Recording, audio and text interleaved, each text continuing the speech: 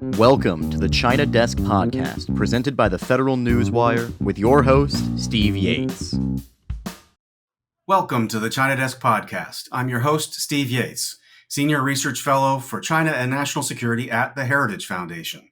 A reminder to our audience, for whom we are most grateful, viewers can watch the China Desk on YouTube or subscribe to hear all our interviews on Apple, Spotify, and most other podcast providers. We welcome you to check out our website and show archive at ChinaDeskPodcast.com. My guest today is Keyu Jin, global economist and author of the new China Playbook, Beyond Capitalism and Socialism. She served as a tenure professor of economics at the London School of Economics and Political Science from 2009 to 2024. She is currently an affiliate of Harvard University and the Hong Kong University of Science and Technology, where she chairs the Institute for Geoeconomics. Her latest book was named one of the best books of 2023 by the Financial Times and Fortune magazine. And with that, Keyu, welcome to the China Desk. Let's jump in. Great to be with you, Steve. Thank you for inviting me. Well, it's a pleasure. I warned you at the pre-tape that we like to allow our audience to get to know the people behind the books and the news and the jobs that they have.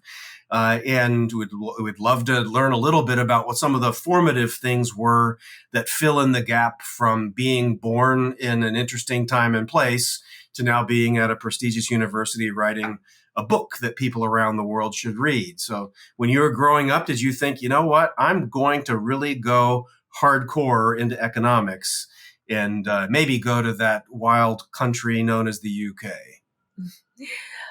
Well, first of all, I think economics came very, very late in my education career. But I know that starting from high school, the minute I arrived in the U.S., I hoped someday that I would serve as a bridge of some sort between the East and the West, and in particular between U.S. and China. So I think one of the most defining features of my past is really this bicultural background and now multicultural background, given that I have lived in the UK for the last 15 years and have gotten to know Europe very well. But I'm really a true beneficiary of both systems, and I see advantages and disadvantages of both, and including in the education system. But when I was young, growing up in China, because there was so much scarcity of things, and I know that people were very excited about the future in the 1980s. When I was born, China was already doing a number of reforms.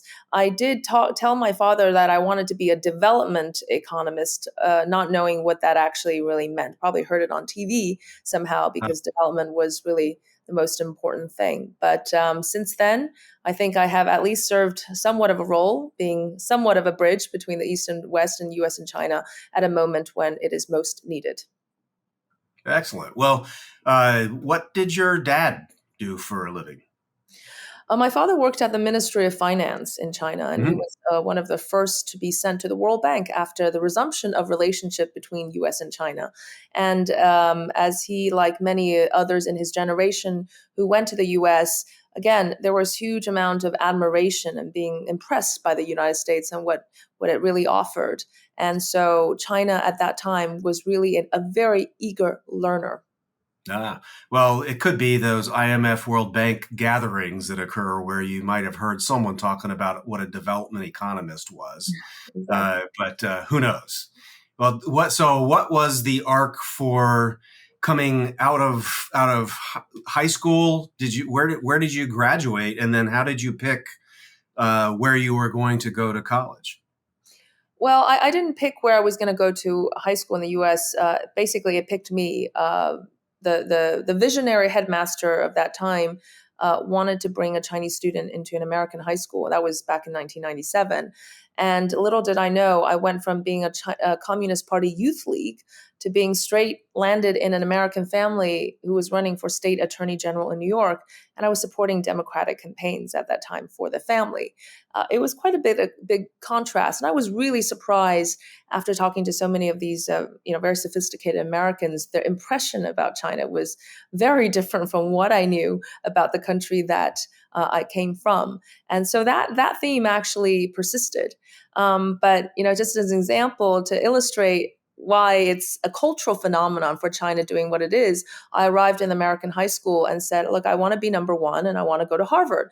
And I don't think anybody wanted to be my friend at that time.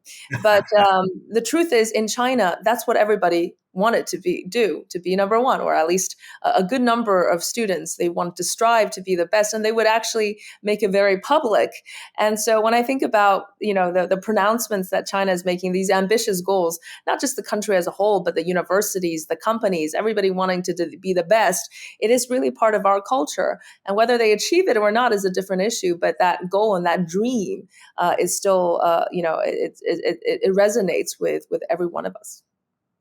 Well, there's a lot of debate in American society today about the pros and cons of Ivy League versus state universities, and sort of the structure of economics and the workplace are very, very different in this decade than they were in the 80s, 90s, and 2000s.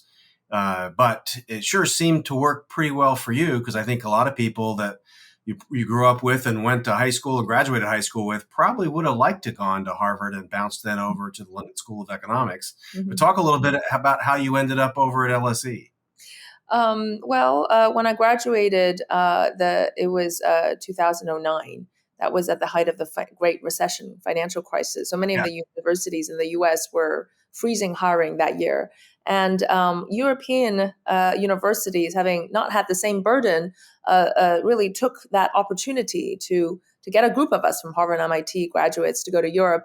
And I arrived at London School of Economics with one of the best departments, certainly the best department of economics in the region, and one of the best in the world. And I've been very blessed to be within an institution that is also very American at the same time in terms of research standards, but really a very broad department of many different disciplines. But London became my absolute favorite because it really is a truly global center, and it fuses academia, politics, and business. Well, let's skip ahead a little bit, and now let's talk about how you began the project of working on the book that is the central feature of today's conversation. When did the idea click and you began the process to prepare for this book? My understanding is, never having been a distinguished author, that these things are not quick projects. They take a lot of writing, rewriting, research, review, and all of that fun stuff. What's a little bit about the timeline and the construction that built what became your book? The starting point when I graduated, 2009, China was rising, but it wasn't quite as dominant and prominent as it is now. And many people in the West still had, they were interested in China, but they didn't give it as much importance as obviously they did a few years later. But what I saw also was a need to fill a big gap, and that gap is increasingly wider. You can say wider, but also really critical to fill it in these days, because the misunderstanding of China runs deep. Not that it's an easy country to understand in the first place. Even Chinese citizens don't understand it fully for obvious reasons. But also that I found that the one lens that we look at China, and indeed other countries as well, let's call it Western lens, call it American lens, whatever you will, was quite a narrow one. I don't think it reflected the reality, whether it's about the Chinese economic opportunities or the fallacies. I don't think the criticisms were actually in the right spots. So I felt that given that there has been so much research, especially on the Chinese economy by young scholars, older scholars, really deep knowledge about how this very complex economy works, I felt that it was time to combine all this knowledge and also put in my own personal insights to give a different perspective about the Chinese economy, maybe one from the inside, maybe one filled with examples, and maybe also critiques of its model in a more balanced way, in a more neutral way.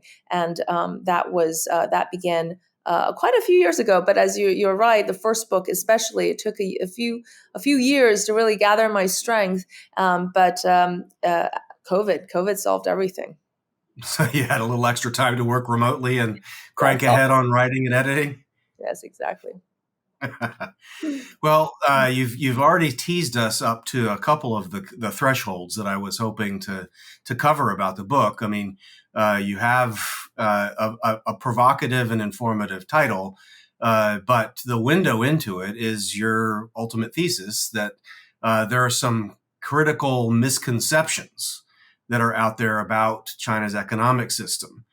So why don't you give us kind of the wave tops of what the top two or three misconceptions are, and the how to think explanations for your approach to trying to remedy those gaps. Well, the first is that most people think that China is an extremely centralized system, which it is, but the more accurate way to describe it is an extreme form of political concentration, but an equally extreme form of economic decentralization. Going back 30 years, all of the major reforms were implemented by the local governments to all the way to today.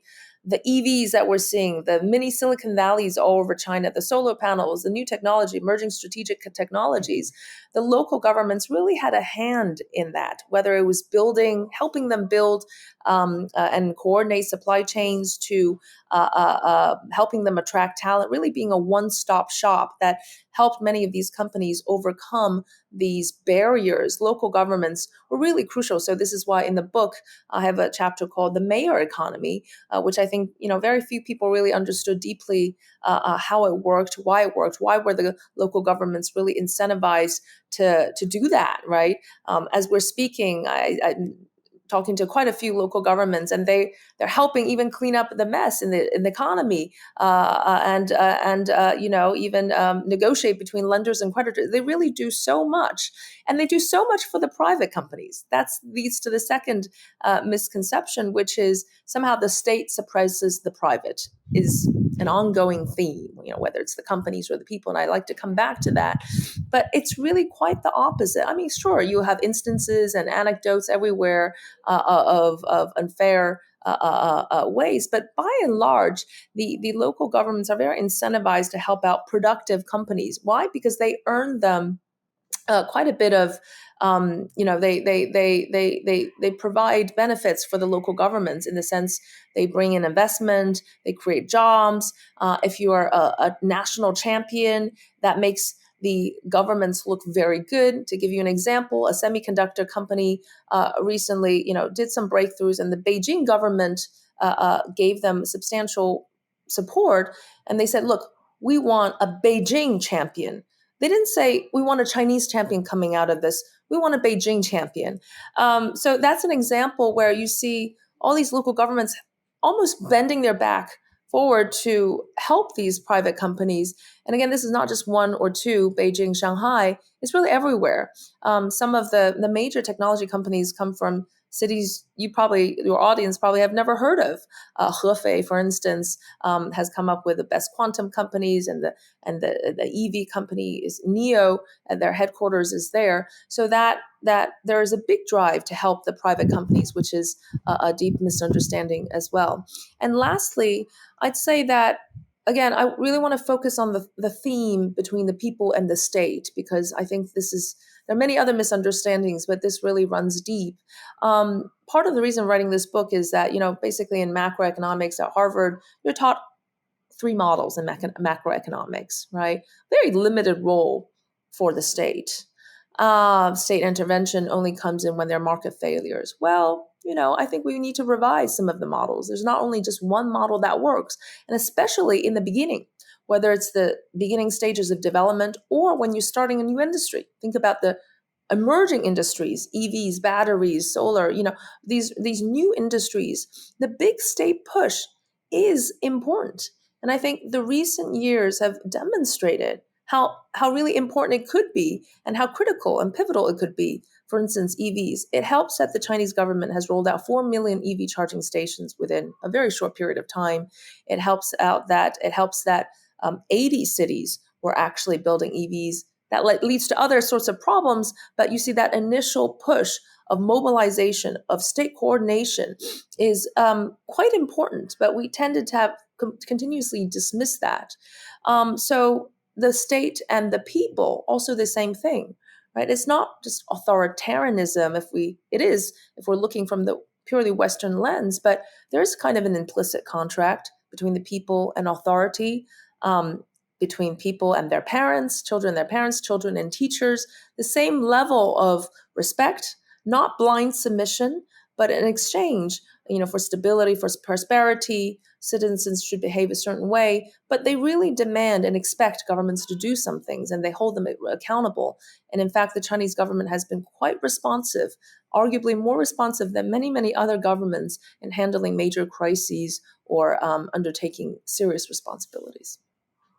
Well, I think it's important for the audience to understand this clearly, especially from a Chinese point of view, that there are people inside China that are seeing and experiencing life from a different lens than what Americans and our friends and allies around the world may be experiencing. Could I just add one And more? Sorry, could I just add one yeah, more, a more broader point beyond economics? And it's really about Chinese people, right, and everyday life. And I think there's a big misunderstanding there. Unless you go to China, you might read from the newspapers and assume that Chinese people are utterly miserable, or they should be frustrated with the government. And well, COVID's a different matter, but up until very recently, the vast majority of time, people are very excited about the future. They are quite optimistic. Expectations are rosy. Again, I think there has been some downward pressure recently, which I'm sure we'll get to. But they actually think that the government did a pretty good job in making their lives better. And we're talking about the hundreds of millions, a billion people. The vast majority believe that just because of the enormous progress they've seen within a human lifetime, or even in my generation, within a third of your lifetime, the vast transformation that have actually affected everybody's daily lives, they are grateful. They are grateful when they see chaos and instability and wars outside.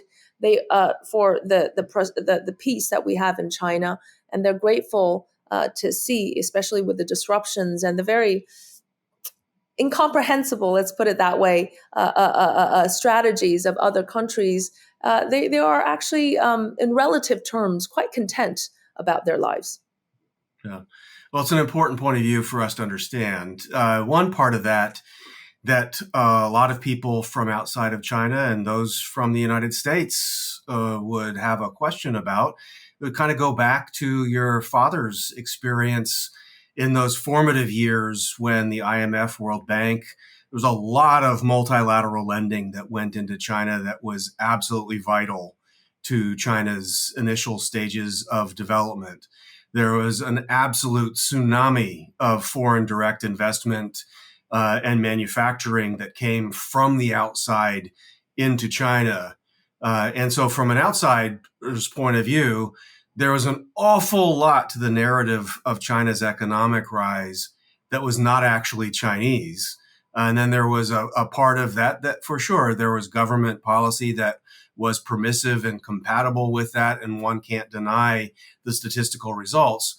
But from a Chinese cultural and sort of popular point of view, how much of these inputs from the outside world, and even from what now are some of China's maybe competitors, is sort of internalized and understood that, yes, there were things that were done by the government that opened up reform and development, but there was also a lot that came from the outside world that fueled that. Well, first of all, you're absolutely right. China itself, and especially the government, I'm not sure about the ordinary Chinese citizens, clearly understand that globalization is really one of the most fundamental drivers of China's prosperity. And globalization includes trade, admitting China into the WTO, includes foreign investment, FDI, includes foreign technology, know-how, managerial know-how, and all of that collaboration, which is why China does not want to decouple with the US. But that said, we look around the world, that is an open opportunity for virtually all of the countries, right? When you talk about global capital flows from the core to the periphery, that is the idea. The idea is to put capital into fast emerging economies with a higher marginal product of capital so that they can earn higher returns. This is not a purely altruistic motive. this is the laws of capital flows and finance. And indeed, a lot of this capital went into developing countries, emerging markets in Argentina and Latin American countries, etc. Actually, everywhere. But how many countries were able to use it as productively and use that and leverage that to really reach where China is today? Well, a few countries, the likes of Korea and Singapore and Japan earlier on, a few countries that we know have gone to a rich income status. But the vast majority have been stuck in a middle income trap. China's still middle income, but it does cutting edge technology. I'd argue that that is a very unique feature of the Chinese economy today. A developing country with only a quarter of standards of living of the West is able to do cutting edge technology. And I think it has to be a combination of the interaction with the West through capital flows, through the knowledge links, through the universities. And you can say, my argument would be, is that it was accelerated by a big state push. And again, I'm not trying to say that the state push will always be important, but on certain stages, under certain conditions, that is actually what is often the missing link in many countries, including arguably in Europe and in the United States. Mm-hmm. Well, let's get to what the other part of your book title that I think will capture people's attention. It's the notion of going beyond socialism and capitalism. This is people will have heard of these things. They might, in some ways, have had conversations that are a hybrid, but in most people's lives, they would think of an either or. And if they thought of the United States of America or the United Kingdom, and they thought about the People's Republic of China, they would think, well, China is run by a communist party, and there is very open talk about socialist economic policies and other policies. And so how do we understand this conversation about getting beyond, in your provocative statement there, getting beyond both of these, and that China is seeming to go in somewhat of a different place? So without my putting words into your mouth, I do want to kind of nudge into how do you address these categories, and where's the landing place if it's beyond capitalism and socialism? Well, first of all, I think these labels are less and less useful these days. If we look at Europe, right? If we look at Latin America, but also the spectrum that ranges, really your position, your preferences as a country between socialist ideals and then capitalistic instincts and market mechanisms and so forth. I think it's less of the time when we were really seriously debating about a black cat or a white cat, as Deng Xiaoping put it back then. But beyond socialism and capitalism, I think that China has fostered a unique model, a combination of, coming back to our previous theme, a unique balance of state coordination and market mechanisms, and a balance between communalism and individualism. And actually, indeed, many of the questions that we ask in the most extreme capitalist countries like the United States, and in certain parts of, and indeed in Europe, the most advanced economies, are some of these critical questions that goes beyond what capitalist societies can offer. For instance, the big inequality issues. Right? What is economically efficient may no longer be socially optimal. In fact, I'd argue that with increasing economic fragmentation, geopolitical considerations, the rise of geoeconomics, that we're really moving beyond just economic efficiency to talking about resilience, talking about national security. The economic nationalism that is arising is also a response to some of the problems, the challenges that we have encountered in this more freewheeling capitalist societies. And indeed, even if we look at from a purely economic perspective, in the last few years, there have been grand revisions of the old, pure capitalist society kind of principles of open up everything, open up your capital flows, open up trade, your financial networks. We've moved beyond that. And so the role of the state has come back. We have talked about discussions about, losing our sense of identity, right, in the age of globalization, in the age of party politics, searching for belonging to community. I think, again, all of these themes are arising precisely because I don't think either a socialist or a capitalist society in its pure and traditional form can answer to these questions. I think one of the most, the distinguishing feature between socialism and capitalism, or at least let me say that the distinctive differences in outcome, is dynamic entrepreneurship. So it was argued that you don't see that in socialist countries, you see that in capitalist economies. Well, China, no matter what it says, and I want to give your audience a sense that there will be lots of talks about ideologies and thoughts and new ways of thinking about things. But what is the reality, right? What is the grounded micro reality? I'd say it's still a very, very pragmatic one. It's a very practical one. So how can China really, if it's a purely socialist economy, have also one of the most dynamic social entrepreneur kind of landscape in the world today? And therefore, I don't think that these labels are black and white are as useful. But China has fostered a kind of collective goal and market mechanisms to be a means to deliver some of the goals. But I would also say that it is certainly trying to find an answer. It has not found a better answer than the West in answering to the inequality issues, to the climate issues, injustice issues, the communal issues, but it is trying to find an alternative path. Mm-hmm. Well, let's jump into one of the topics that has come up and in our conversation, but also generally, and that is this notion of decoupling. And I think I have a sense of where you might go with this, but maybe I should let you say where you think this can or should be going. When you hear talk of decoupling, we've heard it over the years from China and certainly from the United States, and the wider world has a view on it. And your view, is this realistic, dangerous, or what should we be thinking about this? Well, today I turned up the news and I saw the Secretary of the Treasury Secretary Scott Bessent saying something like, U.S. and China do not want to decouple.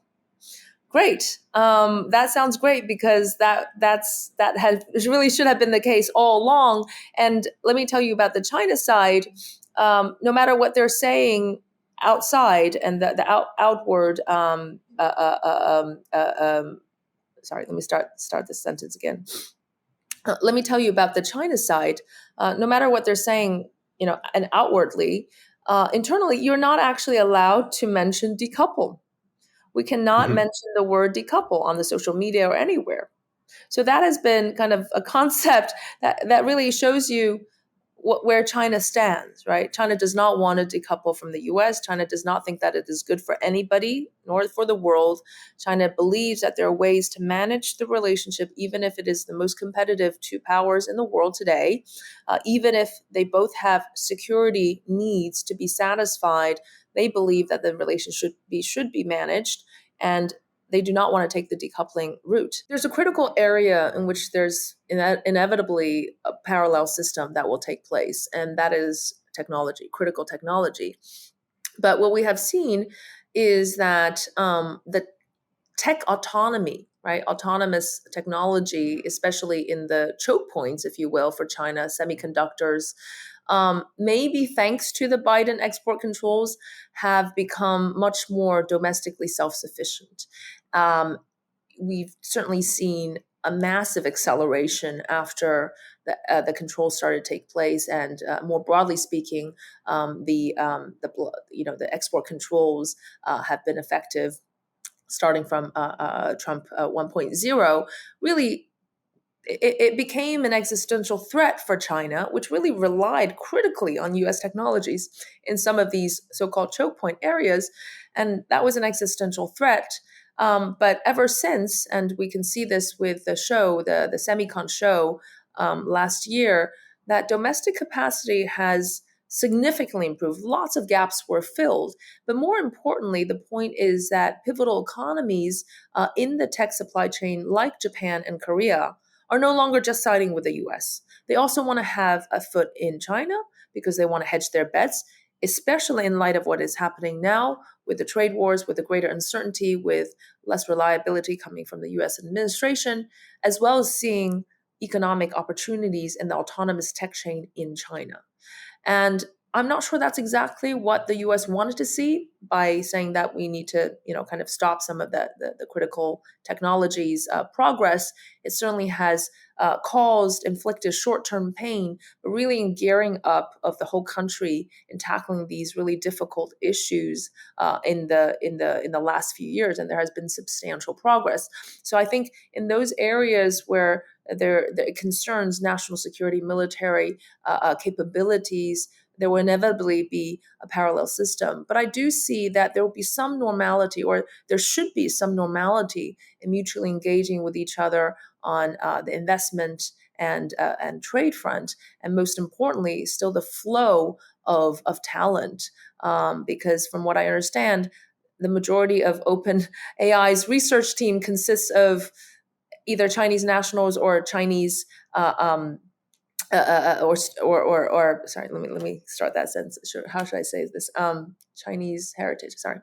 From what I understand, a company like a company like OpenAI, their research team have many people with Chinese heritage or Chinese nationality, even, and that goes to show that there needs to be continuous flow of knowledge and to do great things, including collaborations, not only in AI but in the biotech space, in medicine, in really important subjects where you have the top two countries with the leading minds and leading researchers should really be collaborating together, not to mention the global challenges that we are facing. And if we see another financial crisis around the corner, global financial crisis, I'm pretty sure that the two central bank governors are not going to be talking about decoupling. They're going to be talking about how to work together. Well, let's pivot from that to some of the perceptions that a lot of Americans, but others around the world have had about the role of the World Trade Organization and China's role in the World Trade Organization. I'm sure that you are very familiar with a lot of the commentary among economists, but also non-economists about concerns, and they inform the current negotiations that are underway, but are larger than just the current negotiations underway, about issues that are non-tariff barriers, subsidization. There are consequences in terms of the state market hybrid approach in China to interacting with a world that thought it was launching on this experiment through the World Trade Organization that looked at liberalization and lowering tariff rates. But there's a lot of non-tariff factors that have come to the fore. From your book or your experience, help us understand your perspective on, again, not necessarily what to think, but how people should think about this kind of a challenge.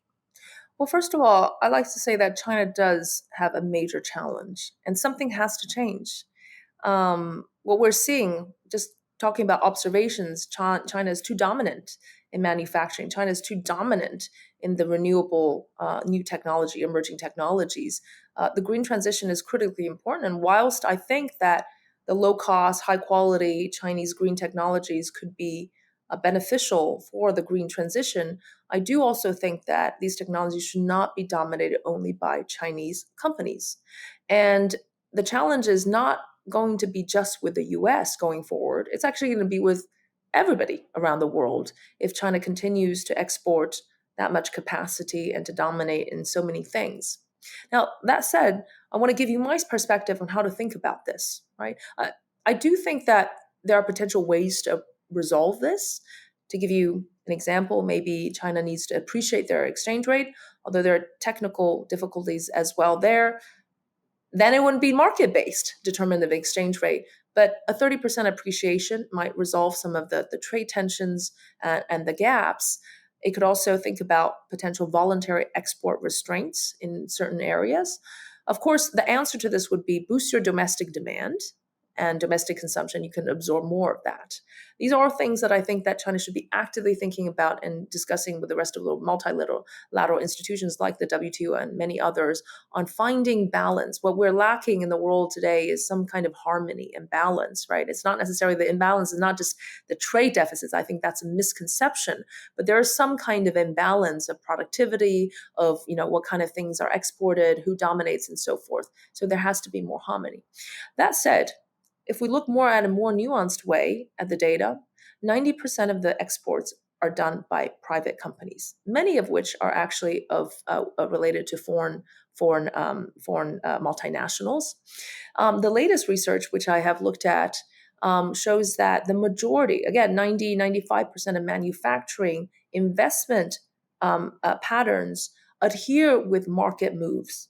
In other words, there's no over-investment subsidized by the government. It's primarily market-driven. The remaining that does not subscribe to that patterns are in some of the EV space and the renewables, and I think that could be a focal part. But to think that the vast majority of Chinese manufacturing is successful and dominant because of subsidies, I think is a misunderstanding. First of all, the level of competition in China is just so fierce, and they are going after each other in terms of price wars. So that has led to really a deflationary pressure, but also in terms of supply chain efficiency, the cost base, the drive behind innovation to reduce costs. That is China's advantage. I mean, if you look at a company like Shein, they're able to produce these beautiful dresses for a pittance, right? So little that. Why is that? It's not because of government subsidy. They don't have any government subsidy. It's a clothing company, but it's that mastering of the supply chain efficiency and the scale, the learning, the fast iteration, and the competitiveness. So even as the EVs, you're phasing out the subsidies now. We're going to see, right? You've taken out the subsidies of the solar panels already. They are not the drivers of China's market share into the future. But Chinese competitiveness is the result of many, many different factors. Again, if not just because of if not because of government subsidies, there are a range of other factors which you might consider fair or unfair. But whatever the reason behind this, I still think that it is a problem for China, right? Mm-hmm. To dominate in so many sectors. So I like your audience to have a slightly different view. Look at the numbers, right? The government is super fiscally constrained at the moment. The local government's debt is incredibly high. They have to resolve all the local real estate, social issues. They're not plowing it into companies, but the level of competitiveness, and this comes back to our previous conversation of the initial state push to have led to more competition. You can say whether it's right or not, but the end result is all the same. Mm-hmm. Well, I've got a couple of things I want to try to at least touch upon before we sum up. One is a topic that we have had through many of our episodes, and it's kind of a core principle in how Americans think, but not just Americans think. And it's part of the dynamic in where the conversation has gone between the U.S. and China, but also the U.S. and other partners. That's the concept of reciprocity. It's a very simple idea to express, a very complicated one to live. And I'd like to get your thoughts on when Americans say, well, do Chinese companies and individuals have in some ways more privileged access to America and opportunity with America than Americans do directly into China and opportunity in China. And so that might be a perception.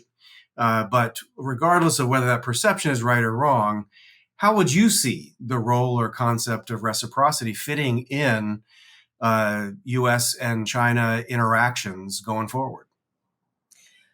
If the U.S. wants to emphasize reciprocity, at least from the government level, the Chinese side emphasizes respect. And I think there's a lot of room that we can really have space to maneuver if if two sides are willing to give each other what they want, which is respect and reciprocity. Now, I think that what you said about access to market was certainly true. a few years ago. I'm not really sure it is the case now through all the stories and the examples that we've heard of U.S. China, Chinese companies really facing significant blocks trying to expand into the U.S. economy. Actually, virtually impossible. Even companies nothing to do with national security say, look, it's going to be too much of a battle in the U.S., including investments and so forth. So I think the situation has really turned around with the Chinese side openly saying we're all open for business, and the negative list of investments, what you can't invest, has reduced, and we've given wholly subsidized foreign ownership to companies like Tesla and American banks. And I actually argue that this is the right strategy. Open it up for all the American companies to come to China and to make money. Let's make money together. Let's make the pie together. I think is really the right approach to take advantage of the growth potential. So in terms of reciprocity, I really think that China can be pushed in the right ways, to do things.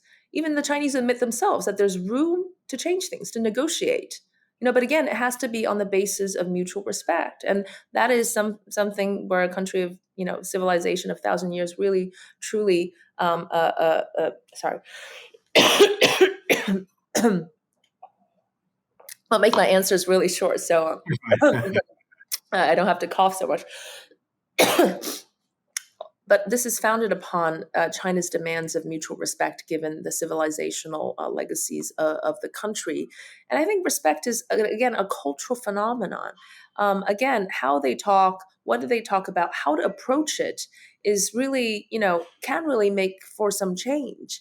And I'm not really sure that President Trump's approach right now, very aggressive, what Chinese think are bullying, is really the right strategy. But with the right strategy, I think you can definitely push China to change certain things to serve more reciprocity. And I think that given within the economic sphere, but things like Tesla, by the way, Chinese government gave Tesla a huge amount of subsidies to manufacturing its cars. I think they're actually very, very pragmatic. They like American companies. They like Americans to come into China, and reciprocity could be a right goal, but only under the right circumstances.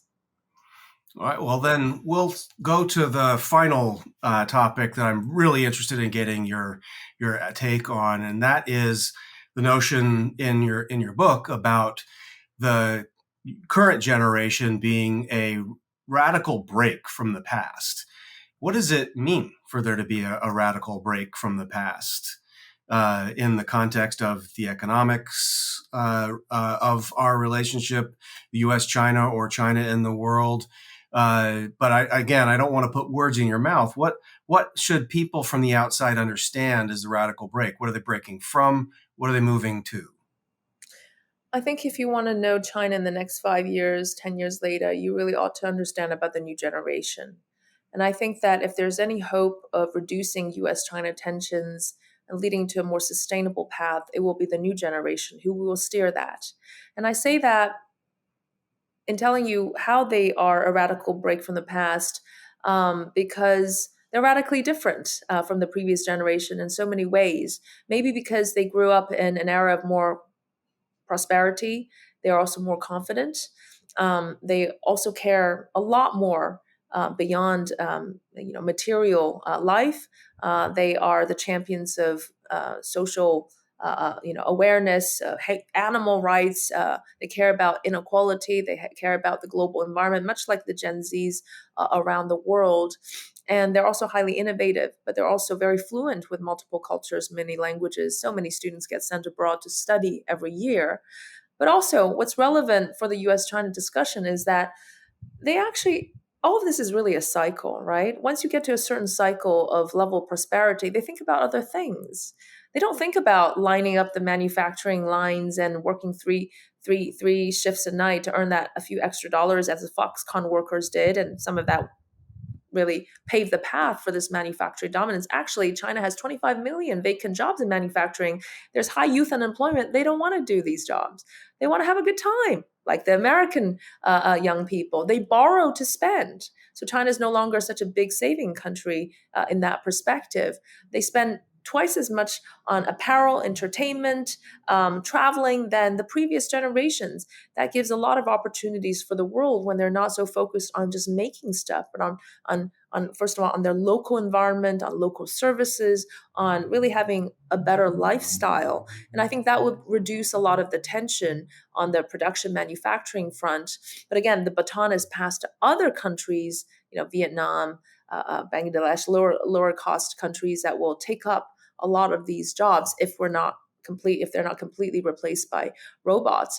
But most importantly, I think they're a great bridge between China and the world as it is, the global landscape to America. They have soft power. If you look at the TikTok founders, even the Temu founders, Pinduoduo founder, looking at the films that they're making, they really are interested in a truly more global perspective. And they're less interested in just competing in the same space and driving down the prices, but they're thinking always about innovation, about how to do things better, and how to solve problems in everyday life. So they have that cultural fluency, they have the soft power, and they have a greater eagerness to engage with the world. Well, Keyu, you've given us a lot to think about and added a lot to our conversation. I want to thank you for that. But before we part, are there any last thoughts you wanted to share with the audience? And please tell them where to go to follow your work and commentary. Well, thank you very much for this. I really enjoyed our conversation. I do hope your audience finds some insights to be useful in my book. And all of my writings can be found on keyujin.com. And I write also op-eds for real-time developments and issues. And I am working on a few other projects and would be delighted to share with your audience sometime in the near future. Most welcome. Well, to the audience, if you enjoyed today's China Desk conversation, please tell your friends and consider subscribing. And as always, visit ChinaDeskPodcast.com. Thank you for joining. Thank you to Keyu Jin for sharing her perspective. Until next time, I'm Steve Yates, your host here at the China Desk. Thank you for listening to the China Desk podcast, presented by the Federal Newswire and hosted by Steve Yates. Check out the Federal Newswire's family of websites, as well as their social media stream.